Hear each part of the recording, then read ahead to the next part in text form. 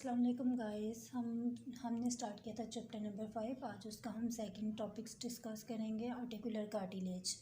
ठीक है। Articular cartilage से पहले हमें कुछ वो क्लासिफिकेशन ऑफ जॉइंट्स में कुछ पॉइंट्स रह गए थे, मैं बता देती हूँ आपको कि जॉइंट की क्लासिफिकेशन 2 बेसिस पे होती है। ठीक है, on the base of type of tissues, और दूसरी कौन सी है, बाय डिग्री ऑफ मूवमेंट्स। इन दोनों पे हमने जॉइंट को क्लासीफाई किया गया। Bye type of tissues joint की कौन कौन सी हैं, वो है एक फाइब्रियस जॉइंट होता है, कार्टिलेजिनस जॉइंट होता है, कार्टिलेजिनस जॉइंट होता है, और देन थर्ड कौन सा है, साइनोवियल जॉइंट्स। ठीक है। Fibrous mean bone connect by fibrous tissues, और कार्टिलेजिनस नाम से पता चल रहा है bone connected by cartilage. Synovial क्या होता है, articulating surface enclose within fluid filled joint capsule. Joint capsule के अंदर क्या होगा, साइनोवियल फ्लूइड होगा जो उनको लुब्रिकेशन प्रोवाइड करेगा। ठीक है। Then by degree of movements हम जॉइंट की क्लासिफिकेशन देखें तो क्या होगा, synarthrosis, amphiarthrosis and diarthrosis. Synarthrosis immovable joint होता है, इम्फीआर्थ्रोसिस क्या होता है, स्लाइटली मूवेबल जॉइंट होता है, एंड डायआर्थ्रोसिस क्या होता है, फ्रीली मूवेबल जॉइंट्स। देन ये हमें पता होना चाहिए classification of joints. Then second आ जाते हैं, हम अपने टॉपिक पे आते हैं, आर्टिकुलर कार्टिलेज। आर्टिकुलर कार्टिलेज में हम आर्टिकुलर कार्टिलेज को डिस्कस करते हैं। ये क्या है, पहले हम इसके डेफिनेशन और फंक्शन के बारे में पढ़ लेते हैं। ठीक है। डिफाइन करते हैं इसको, protective layer of dense wide connective tissues covering the articulating bone surface at diarthrodial joints. ठीक है। ये एक कनेक्टिव टिश्यूज की एक लेयर होती है जिसने क्या किया हुआ होता है, बोन्स को कवर किया हुआ होता है, बोन की सरफेस को, बोन के एंड्स को कवर किया हुआ होता है at diarthrodial joint. Mean diarthrodial mean freely movable joints में होता है। ठीक है। देन फंक्शन पढ़ते हैं। फर्स्ट फंक्शन तो हमें पता है कि इसका क्या है, प्रोटेक्शन प्रोवाइड करना, लुब्रिकेशन प्रोवाइड करना। ठीक है, प्रोवाइड प्रोटेक्टिव लुब्रिकेशन।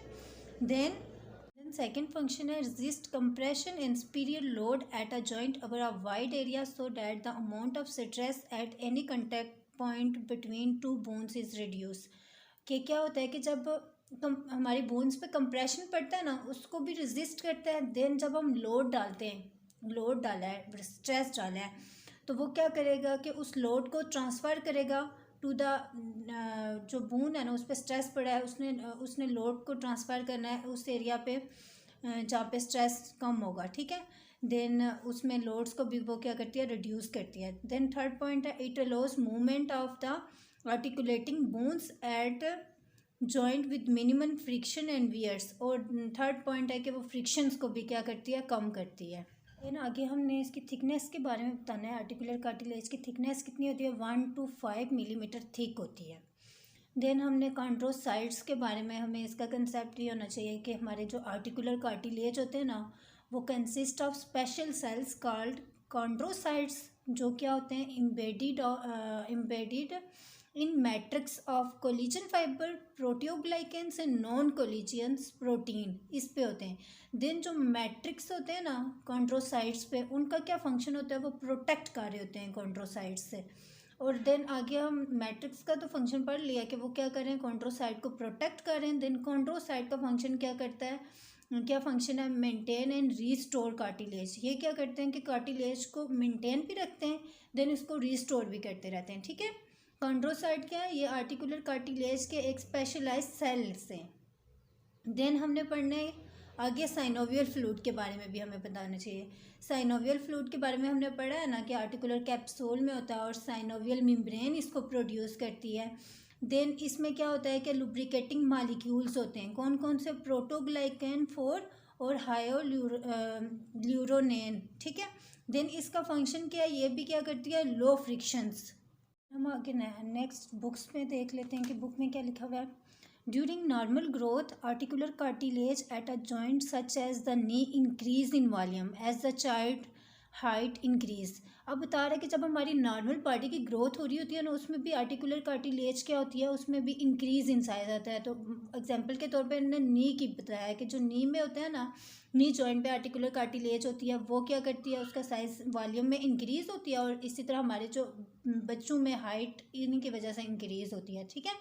देन आगे बता रहे हैं कि interestingly there is no relationship between increase cartilage thickness at the knee and weight change, ठीक है, इसमें कोई इतना रिलेशन नहीं है। Then children participated in sport activities accumulate knee cartilage faster than those who do not. इस line में क्या बता रहे हैं कि जो चिल्ड्रन स्पोर्ट में पार्टिसिपेट करते हैं ना, उनकी जो कार्टिलेज होती है वो फास्टर ग्रो करती है एज़ कम्पेयर टू जो पार्टिसिपेट नहीं करते। Then and males tend to gain knee cartilage faster than do females, ठीक है, और मेल्स में भी नी कार्टिलेज फास्टर ग्रो करती है। देन आगे बता रहा है कि unfortunately once damage articular cartilage has little to no ability to heal और रीजनरेट ऑन इट्स ओन। अब बता रहे हैं कि आर्टिकुलर कार्टिलेज में अगर कोई भी आ जाएगा, इंजरी हो जाएगी या कुछ भी हो जाएगा तो वो हील नहीं हो सकती, ठीक है, दोबारा से रिपेयर नहीं हो सकती। देन नेक्स्ट पैराग्राफ में बता रहे हैं कि alternatively a variety of approaches of repairing damage articular cartilage has been tried, कि ट्राइड में है कि वो कर रहे हैं कि किसी तरह से हम इसकी ट्रीटमेंट ला सकें। तो एक उनने मेथड बताया with the successful being use of autologous plugs.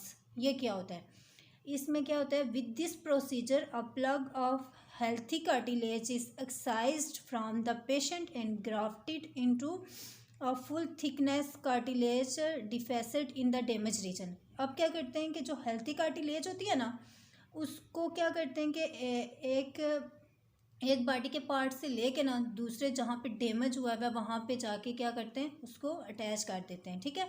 Using a plug of cartilage from the patients own tissues eliminates and inflammatory responses. अब बता रहे हैं कि इसका कुछ नुकसान ये होता है कि वहाँ पे इन्फ्लेमेटरी रिस्पॉन्स भी हो सकता है जहाँ पे हमने वो प्लग अटैच किया है, और but the plug do not bond well with the surrounding tissues.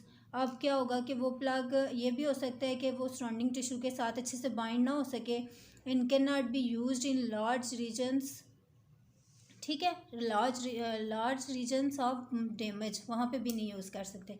Then research to discover better repair mechanisms. अब क्या कर रहे हैं कि जो साइंटिस्ट हैं वो बेटर मैकेनिज़्म की ट्रायल में कि कोई अच्छा सा ऐसा मैकेनिज़्म हो जिससे क्या हो कि that knowledge to development of new protocols for cartilage repairs, जिससे हम कार्टिलेज को क्या कर सकें, रिपेयर कर सकें।